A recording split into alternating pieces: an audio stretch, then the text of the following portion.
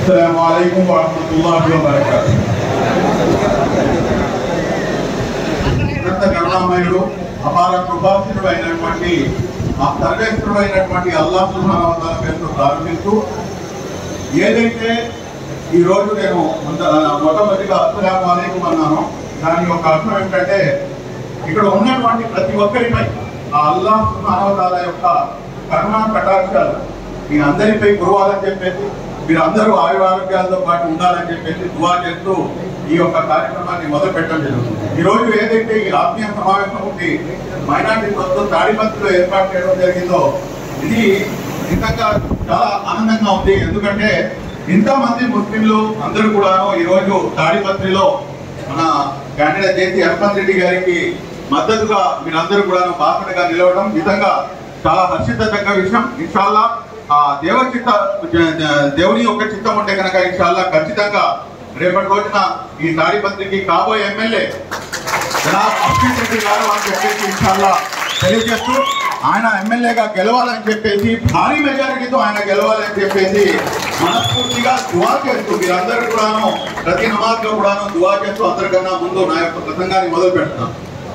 ఈ రోజున ఏదైతే పరిస్థితులు ఉన్నాయో మనం అందరం కూడా ఒకసారి గమనిస్తే ఏంటంటే గత 5 సంవత్సరాల టీడీపీ యొక్క పాలన, ఈ 5 సంవత్సరాల వైసీపీ యొక్క పాలన, దీనిపై మనం ఎందుకంటే సమయం చాలా ఎక్కువ ఏం లేదు, సముద్రాన్ని కూజలో నింపాల్సినటువంటి అవసరం ఉంది. కాబట్టి ఏదైతే మేజర్ ఇష్యూస్ ఉన్నాయో అవి మీ దృష్టికి తేవాల్సినటువంటి అవసరం ఉంది. ఏదైతే గత 5 సంవత్సరాల టీడీపీ పరిపాలన ఉందో ఆ పరిపాలనతో కనుక మేము ఒకసారి ఈ 5 సంవత్సరాల యొక్క పరిపాలన ఒకసారి గమనిస్తే కనుక సంక్షేమం వెల్ఫేర్ అంటారు, ఏదైతే సంక్షేమం ఉందో ఆ సంక్షేమాన్ని సంక్షోభంలో కూర్పేసినటువంటి వ్యక్తి వైఎస్ జగన్మోహన్ రెడ్డి. ఈ రాష్ట్రానికి పట్టినటువంటి దరిద్రం అని చెప్పేసి మనం చాలా టంకాబద్ధంగా మనం చెప్పాలి. దానికి గల కారణాలు ఏంటి? ఏదో మనం ఏదో నోటికి వచ్చినట్టు మాట్లాడుతున్నామని చెప్పి కాదు. నేను మాట్లాడేటటువంటి ప్రతి మాట కూడాను ఆర్టీఐ యాక్ట్ ద్వారా, రైట్ టు ఇన్ఫర్మేషన్ యాక్ట్ ద్వారా తీసుకున్నటువంటి సమాచారం ఈ రోజు మీ అందరితో కూడా షేర్ చేసుకోవడం జరుగుతుంది. ఈ రోజున పరిస్థితి మీరు చూసుకుంటే కనుక అనేకమైనటువంటి కార్పొరేట్ ఏదైతే Andhra Pradesh state minority finance corporation ఉందో దీన్ని ఎస్టాబ్లిష్ చేసిన చరిత్ర 1985లో దీన్ని ఎస్టాబ్లిష్ చేసినటువంటి చరిత్ర తెలుగుదేశం పార్టీకి చెందుతుంది. కానీ దాని తర్వాత వీళ్ళు ఏం చేశారంటే మళ్ళీ ఇప్పుడు స్టేట్ కార్పొరేషన్ అని చెప్పేసి దాని తర్వాత దూదేవులా కూడా మన టీడీపీ హ్యాపీని పెట్టారు. కానీ దాని తర్వాత మళ్ళా సంచార జాతుల కార్పొరేషన్ అని చెప్పేసి అనేకమైనటువంటి కార్పొరేషన్లు అయితే ఏర్పాటు చేశారు. కానీ ఏదైతే ఏటీఎస్ ఎంఎఫ్సి ఉందో, ఎఫ్ అంటే ఫైనాన్స్, ఆ ఎఫ్ ఫైనాన్స్ తీసేసి మిగిలిపోయినాయి. అంటే ఒక్క నయా పైసా నిధులు కూడాను దానికి కేటాయించినటువంటి దాఖలాలు లేవు. ఎనీ కార్పొరేషన్, ఏ కార్పొరేషన్ అయినా కానీ ఒక్క నయా పైసా నిధులు కూడాను కేటాయించలేదు. రెండో వైపు నుంచి ఈ రోజున మీరు చూస్తే కనుక వైఎస్ఆర్ కాంగ్రెస్ పార్టీ చేసేటటువంటి క్లెయిమ్ ఏంటంటే మేము 23,000 కోట్ల రూపాయలు ముస్లిం మైనార్టీలపై ఖర్చు పెట్టాము అని చెప్పేసి. సరే, దాదాపు గత 2 సంవత్సరాల నుండి మేము ఓపెన్ బహిరంగంగా మేము సవాల్ విసురుతున్నాము. ఎవరైనా కానీ మాతో మీరు డిబేట్కి రండి, ఇది ఎంత నిజమో మనం తేల్చేద్దామని చెప్పేసి. మీ అందరి చేతుల్లో మొబైల్స్ ఉన్నాయి కదండి, ఒక్కసారి ఏపీఎస్ ఎంఎంసీ వెబ్సైట్ ఒకసారి ఓపెన్ చేయండి. Andhra Pradesh state minority finance corporation, ఇది నేను చెప్పిన డేటా కాదు. కరెక్ట్ గా 6 నెలల క్రితం ఈ వెబ్సైట్ ని వైఎస్ జగన్మోహన్ రెడ్డి సర్కారు మూసేసింది. ఎందుకంటే దాంట్లో వాస్తవాలు ఉన్నాయి. దాంట్లో వాస్తవాలు ఏంటంటే 2019 నుంచి తీసుకొని ఇప్పటి వరకు వీళ్ళు ఖర్చు పెట్టింది 4,665 కోట్ల రూపాయలు మాత్రమే. దాంట్లో మించి ఖర్చు పెట్టలేదు. అది కూడాను పూర్తిగా నవరత్నాల కోసం, నవరత్నాలు కాదు నవరంధ్రాలు. ఏదైతే మాకు సపరేట్ గా ఎలొకేట్ చేసినటువంటి బడ్జెట్ ఉందో ఈ బడ్జెట్ ని పూర్తిగా కూడాను డైవర్ట్ చేసేసినటువంటి ఘనత ఈ ముఖ్యమంత్రి గారికి దక్కుతుంది. ఉన్నటువంటి బడ్జెట్ ఏదైతే ఉందో ఆ బడ్జెట్ మొత్తాన్ని నవరత్నాలకి తరలించేశారు. ఈ రోజున మీరు చూసుకుంటే కనుక గత 5 సంవత్సరాల టీడీపీ హయాంలో కనుక దుల్హన్ పథకం మనందరికీ ఐడియా ఉంది. ఆ దుల్హన్ పథకానికి 50,000 రూపాయలు ఇస్తుంటే దాదాపు 48,689 మందికి ఆ గత టీడీపీ హయాంలో 5 సంవత్సరాల్లో ఇచ్చినటువంటి పథకం, అంటే ఇంతమంది లబ్ధిదారులు ఉన్నారు. కానీ ఈ ప్రభుత్వం అధికారంలోకి వచ్చిన తర్వాత దుల్హన్ పథకానికి ఇవ్వలేదండి. ఇవ్వకుండా దాన్ని తీసుకెళ్లి పారేసింది. అప్పుడు మైనారిటీ హక్కుల పరిరక్షణ సమితిగా మేము రాష్ట్ర హైకోర్టులో ప్రజా ప్రయోజన వ్యాజ్యం ఏదైతే బిల్ అంటారు పబ్లిక్ ఇంట్రెస్ట్ లిటిగేషన్ అనేది వేయడం జరిగింది. ఆ లిటిగేషన్ లో మనం క్లియర్ కట్ గా చెప్పింది ఏమిటంటే మా ముస్లిం మహిళల యొక్క నమ్మకాన్ని తీసుకొని మీరు గంపగుత్తగా మా ముస్లిం సమాజం యొక్క ఓట్లన్నీ తీసుకొని ఈ రోజు ముస్లిం సమాజాన్ని మోసం చేశారు. కాబట్టి ఈ ముఖ్యమంత్రిపై సెక్షన్ 420 కింద కేసు నమోదు చేయాలి అని చెప్పేసి అప్పుడు ఏదైతే ఈ రాష్ట్ర ప్రభుత్వం అప్పటికి కూడాను డబ్బులు లేవు అని చెప్పేసి చేసేసింది. డబ్బులు లేవు మా దగ్గర అని చెప్పేసి చేసేస్తే దాని తర్వాత జడ్జిమెంట్ వచ్చే ఒక రోజు ముందు మేము అమలు చేస్తున్నాము అని చెప్పేసి చచ్చినట్టుగా తీసుకొచ్చి ఒక కాగితం అయితే ఇచ్చారు. కానీ మీరు ఇక్కడ గమనించాల్సిన అంశం ఏంటంటే మొత్తం ఈ 2 సంవత్సరాల్లో ఇచ్చింది కేవలం 4000 మందికి మాత్రమే. అది కూడా ఎందుకు అంత తక్కువ మంది ఎందుకు అయ్యారంటే మరి ఒకసారి గమనిస్తే కనుక 10వ తరగతి నిబంధన. ఈ రోజు చాలా మంది చెప్తారు 4 ఎమ్మెల్యేలు ఉన్నారు, 4 ఎమ్మెల్సీలు ఉన్నారు, ఒక ఉప ముఖ్యమంత్రి ఉన్నారు, దాదాపు 12-13 మంది చైర్మన్లు ఉన్నారు అని చెప్పేసి. కనీసం గౌరవ ముఖ్యమంత్రి గారి దగ్గరికి వెళ్ళి ఈ 10వ తరగతి నిబంధన తీసివేయండి అని చెప్పలేనటువంటి చేతకాని దత్తమలు ఉన్నా ఒకటే లేకున్నా ఒకటే. ఇది వాస్తవమా కాదా చూడాలా? ఎందుకంటే అసలు చదువుకుని పెళ్లికి ఏంటి సంబంధం? అసలు ఎక్కడైనా అసలు పొందన ఉందా? ఏమాత్రం కూడా పొందన లేదు. కానీ ఇవాళ చేస్తున్నటువంటి పరిస్థితులు చూస్తుంటే కనుక మొదలు ఇంకా దానిలో గమ్మత్తైన అంశం ఏమిటంటే ఏదైతే పొరుగు రాష్ట్రం ఇప్పుడు ఫర్ ఎగ్జాంపుల్ చిత్తూరు మీరున్నారు, మీరు కేవలం ఇక్కడ నుంచే కాదు కదా ఉంటారు. పెళ్లి కూతురు ఇక్కడ నుంచి అయితే కనుక పెళ్లి కొడుకు పక్క రాష్ట్రం నుంచి కూడా ఉండవచ్చు, ఎందుకంటే బోర్డర్ దగ్గర ఉన్నాయి కాబట్టి. వేరే రాష్ట్రం నుంచి పెళ్లి కొడుకు ఉంటే మటుకు మళ్ళా దుల్హన్ పథకం అనేది అమలు కాదు. అంటే కావాలని చెప్పేసి ఏదైతే చిత్తశుద్ధి లేదో ఆ చిత్తశుద్ధి లేకపోవడం వల్ల ఈ దుల్హన్ పథకానికి అనేకమైనటువంటి ఇవి తీసుకొచ్చి పెట్టడం జరిగింది. అదేవిధంగా మీరు చూసుకుంటే కనుక ఒకసారి మీరు గమనిస్తే గత టీడీపీ హయాంలో ఏదైతే మసీదులకు సున్నాలకు కానివ్వండి, లేకపోతే మసీదుల రిపేర్ల కోసం కానివ్వండి, లేకపోతే అనేకమైనటువంటి అంశాల కోసం కానివ్వండి కేటాయించినటువంటి ఫండ్ ఎంత తెలుసండి మీకు? దాదాపు 37 కోట్ల రూపాయలు. కేవలం 37 కోట్ల రూపాయలు కేవలం ఈ రంజాన్ నెలలో వైట్ వాష్ కోసం అని చెప్పేసి కేటాయించింది.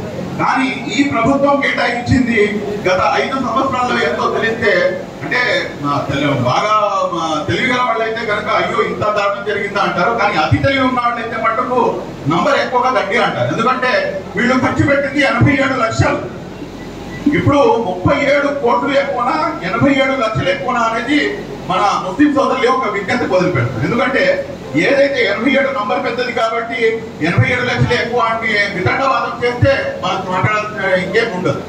కాబట్టి దీని తర్వాత మళ్ళీ వచ్చేటప్పటికి ఏదైతే విదేశీ విద్యా పథకం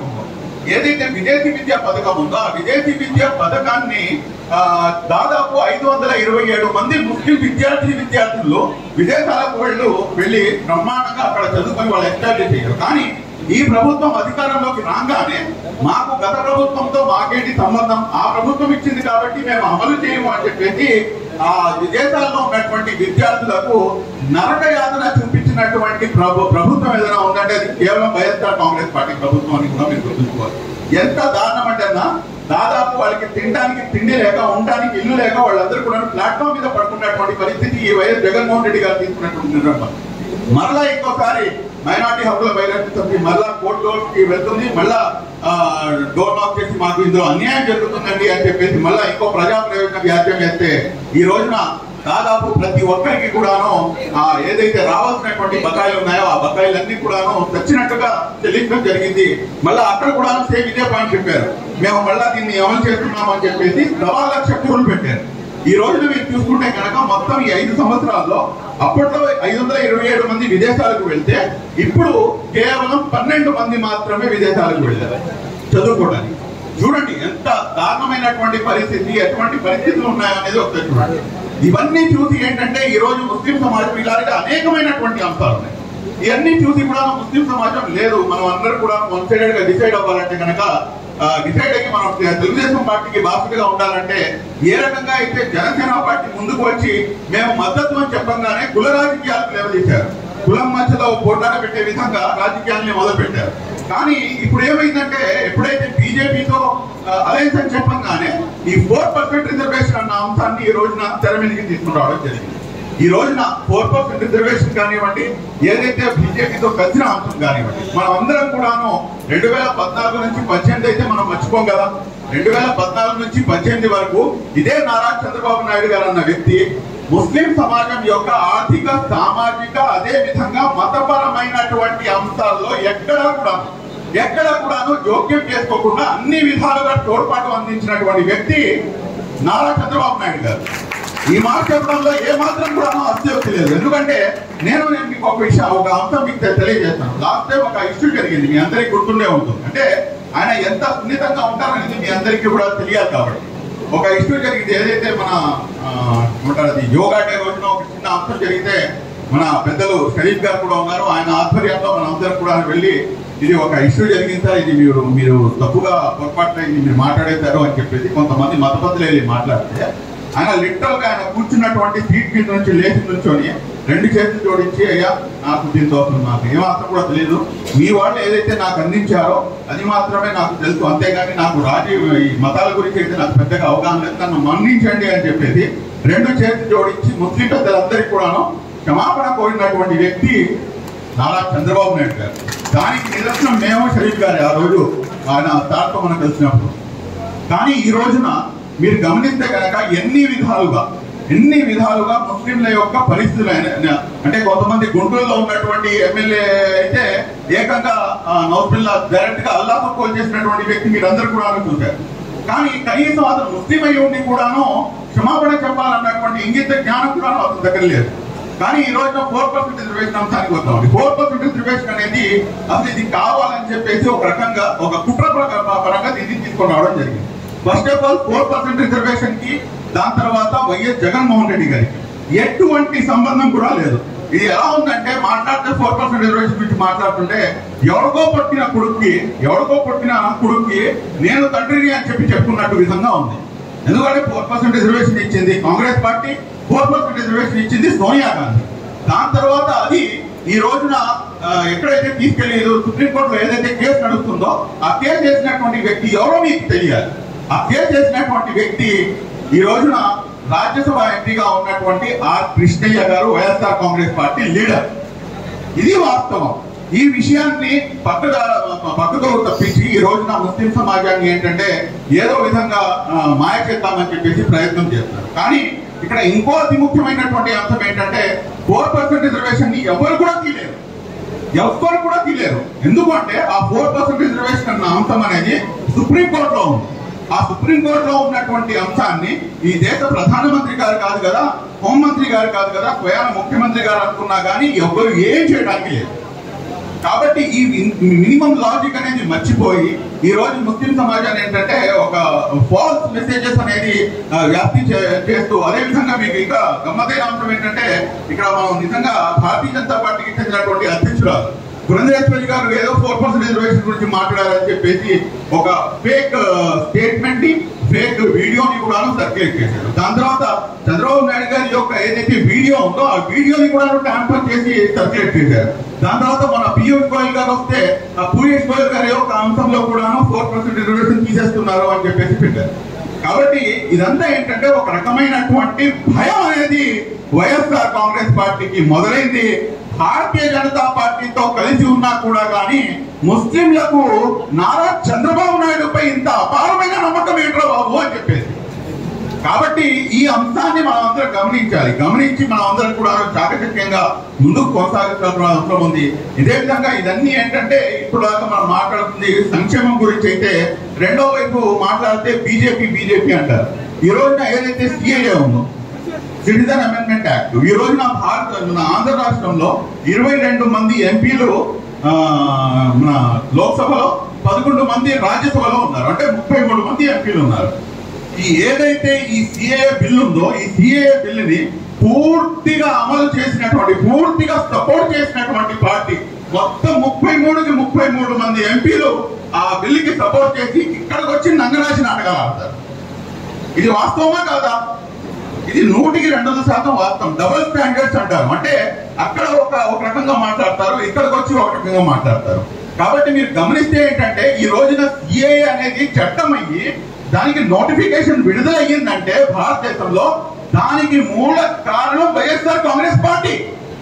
ఈ విషయాన్ని అర్థం చేసుకోవాలి మనం. ఎందుకంటే 11 మంది రాజ్యసభ ఎంపీలు ఉన్నారు. వాళ్ళు మద్దతు ఇవ్వకపోతే పాస్ అయ్యేదా? లేదు కదా. మరి అలాంటప్పుడు ఎందుకని చెప్పేసి మద్దతు ఇచ్చారు? ఎందుకని మద్దతు ఇచ్చారు? కాబట్టి ఈ అంశాన్ని కూడా మనం గమనించాల్సినటువంటి అవసరం ఉంది. అదేవిధంగా మీకు మన హైదరాబాద్ కి ఎంపీగా ఉన్నటువంటి జనాబ్ అస్దీన్ ఓవైసీ గారు నాకు కూడా చాలా ఇష్టం. ఆయన అంటే నేను కూడా గౌరవిస్తాను. కానీ నా స్నేహితుడు అంటాడు. మీ స్నేహితుడు అయితే మీరు క్రికెట్ ఆడుకోండి, లేకపోతే గిల్లి దండ ఆడుకోండి, లేకపోతే టెన్నిస్ అయినా ఇంకేమైనా ఆటలు ఆడుకోండి.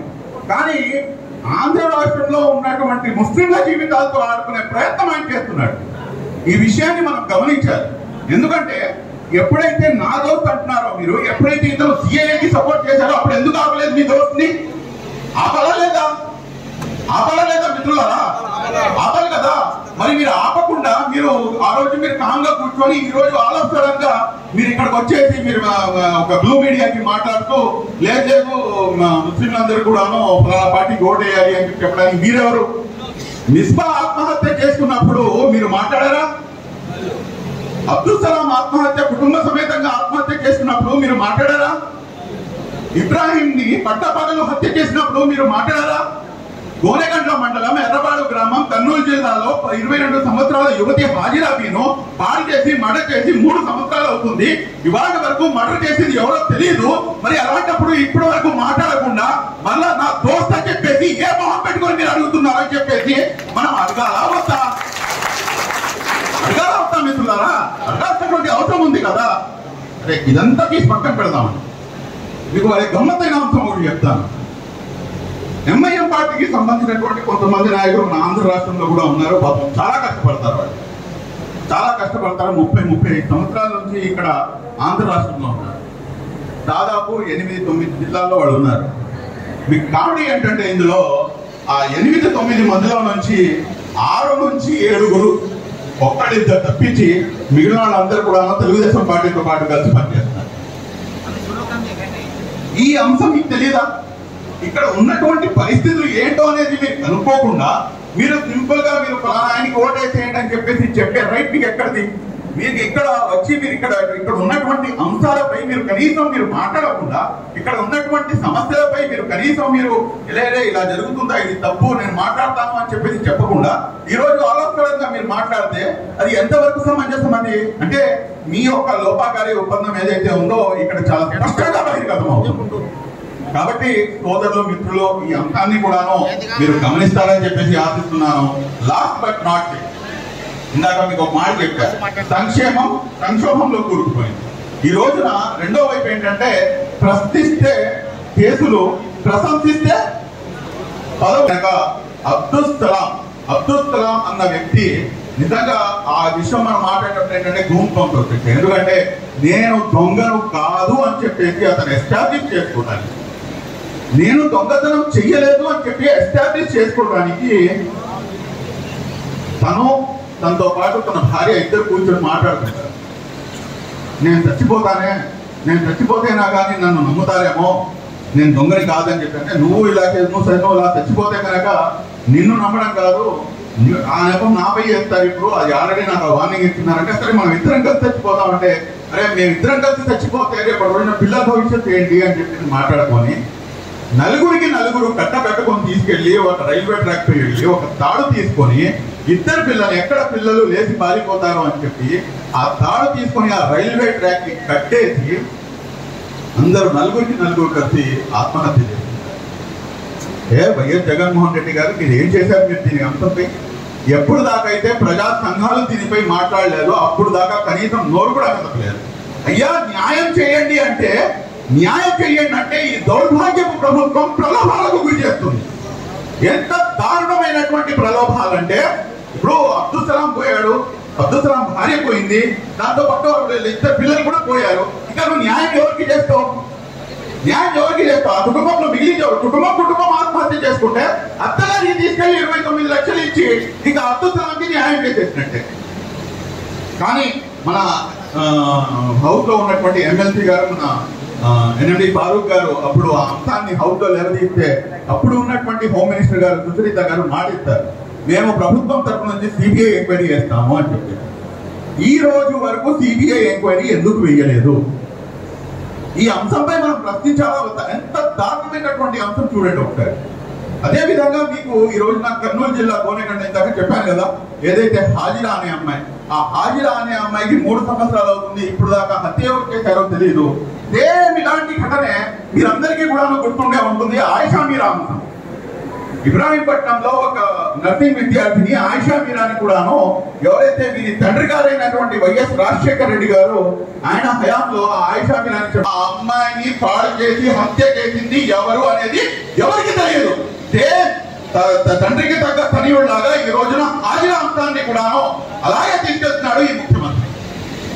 ఎక్కడి నుంచి మొదలు అప్పుడు ఎవరైతే చచ్చారో అన్ని కూడా మీ అకౌంట్ లో వేసుకొని మీ తండ్రి గారు పోయారని చెప్పేసి మీ పరామర్శ యాత్ర అందరికీ చేశారు. నా సామాజిక వర్గానికి చెందినటువంటి వ్యక్తి అబ్దుల్ కలాం ని నేను ఒక ఉదాహరణగా పెట్టుకొని నేను కూడాను ఆత్మహత్య చేసుకుంటాను ఫ్యామిలీతో పాటు అని చెప్పేసి ఇంకో suicidal video selfie video viral అయితే అప్పుడు మనం వెళ్ళి అతన్ని పరామర్శించడానికి పోతే కార్లో కూర్చోబెట్టుకుని స్టేషన్ కి తీసుకెళ్లి చేతిలో కాగితం పెడితే కేసు ఇస్తేనేమో 307 సెక్షన్ పెట్టారు. అటెంప్టివ్ మర్డర్ అంటే రాష్ట్రంలో ఏదైతే లా అండ్ ఆర్డర్ ఉందో ఏ విధంగా ఉందో చెప్పడానికి భయానా నేనే ఎగ్జాంపుల్ని, దీనికన్నా ఎక్కువ ఎగ్జాంపుల్ చెప్పలేదు. ఈ రోజున అనేకమైనటువంటి అంశాలు, అనేకమైనటువంటి లా అండ్ ఆర్డర్ ని పూర్తిగా చిన్నాభిన్నం చేసేసారు జగన్మోహన్ రెడ్డి గారు. కాబట్టి మిత్రులు సోదరులు ప్రతి ఒక్కరు కూడా ఆలోచన చేయాల్సినటువంటి అవసరం ఉంది. ఇటువంటి దారుణాలు జరుగుతున్నప్పుడు మనం కనీసం నోరెత్తి మాట్లాడాలి.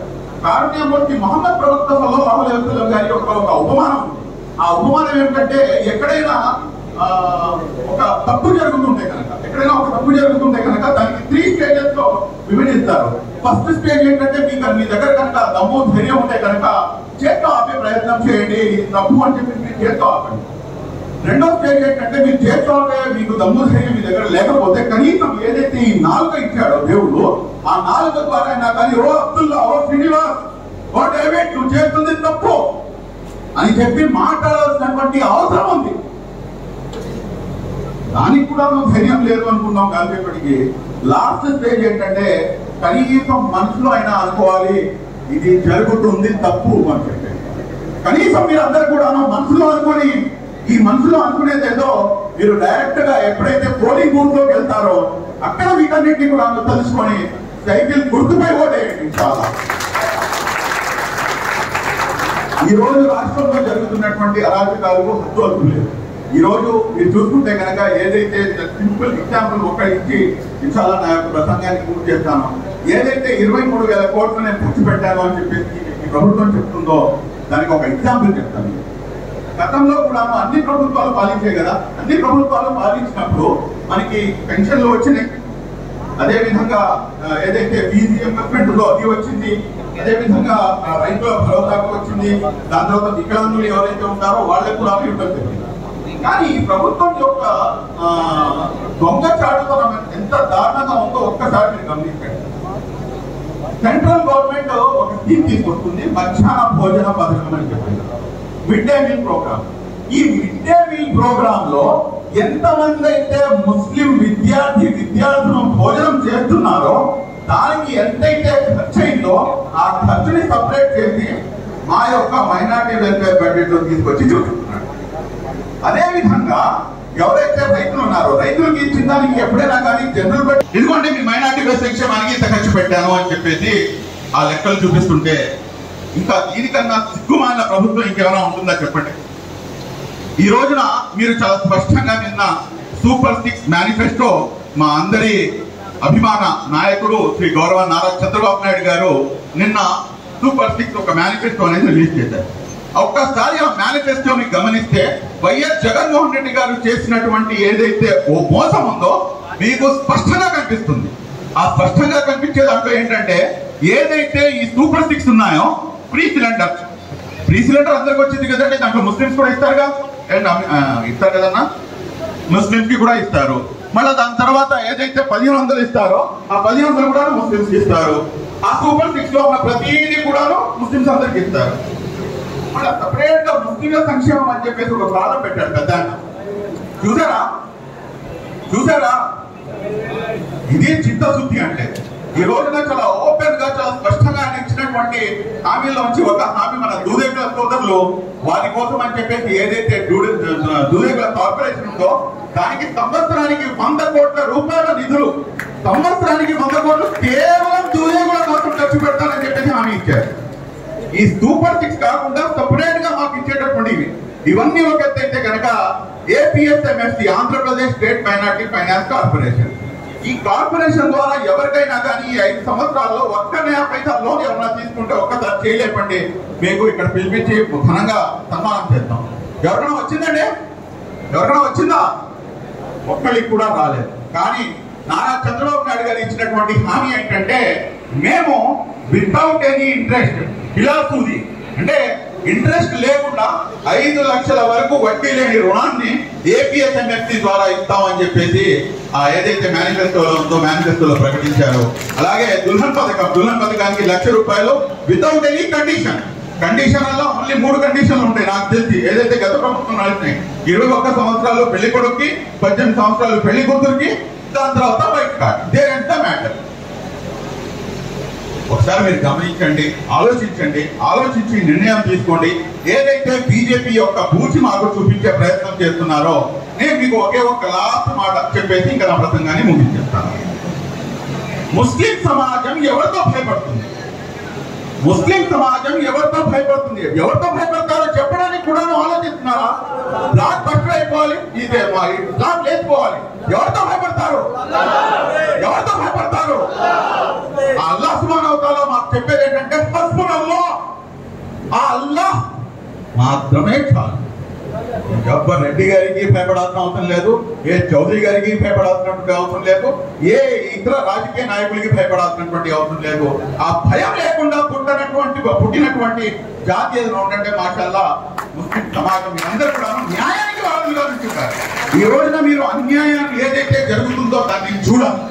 ఈ రోజున ఎందుకు నేను ఇంకా మాట అంటున్నానంటే, భారతీయ జనతా పార్టీ పేరు తీసుకొని మమ్మల్ని భయపెట్టడం ఏది నాకు అర్థం కాదు. ఏం చేస్తారు వీళ్ళు? ఏం చేయగలరు? ఏమైనా చేయగలరా? మాక్సిమం అయితే మీరు 370 అంటారు, ట్రిపుల్ తలాక్ అంటారు, ఇంకోటి అంటారు.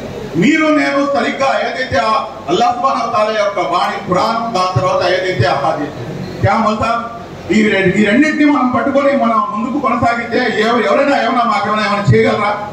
ఏమీ చేయలేరు.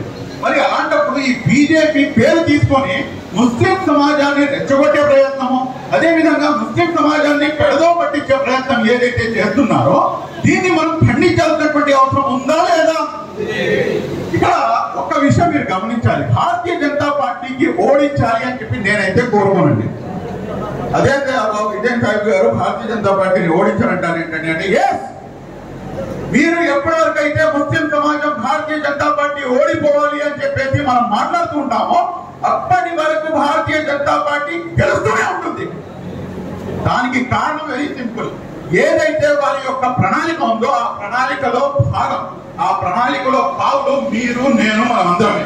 ఈ టోపీ గడ్డం బుర్ఖాలు ధరించిన వాళ్ళు మీరు మేము, ఆ బుర్ఖాలు ధరించినటువంటి ఈ ముస్లిం సమాజం ఈ ఆంధ్ర రాష్ట్రంలో, ఈ భారతదేశంలో లేకపోతే నిజంగా ఒక మాట చెప్పండి, భారతీయ జనతా పార్టీ యొక్క ఉనికి ఉంటుందా ఈ దేశంలో?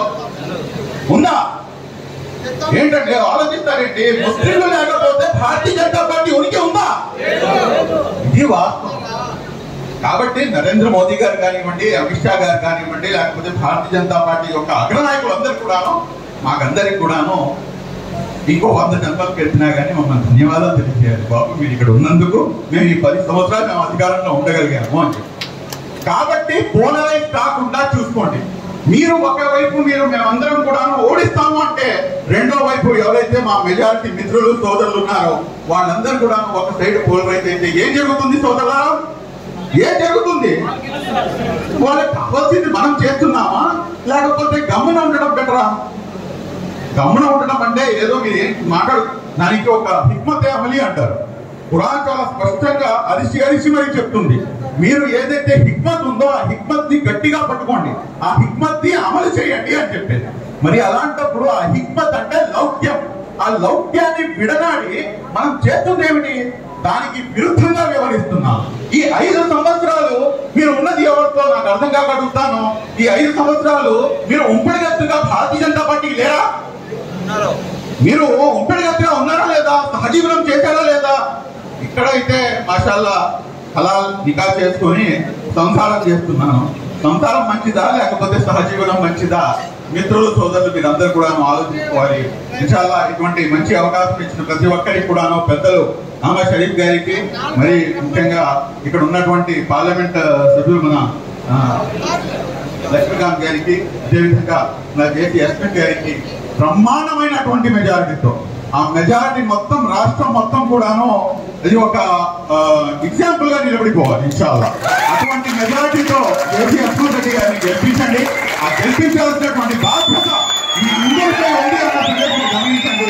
4% రిజర్వేషన్ కి ఏమైనా ఇబ్బంది వస్తే, 4% రిజర్వేషన్ కి ఏమైనా ఇబ్బంది వస్తే వీరు ఇద్దరు కూడాను మీతో పాటు కూర్చోవడానికి సిద్ధంగా ఉన్నారు.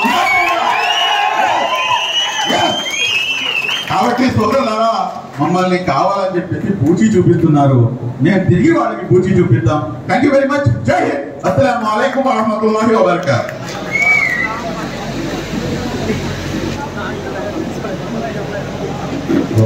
इसी तरह हमारे जिले के मोस्ट सीनियर तेलुगुदेशम पार्टी के लीडर जनाब खाना बादशाह साहब से गुजारिश करते हैं कि వేదిక పెద్దలకి, గౌరవనీయులు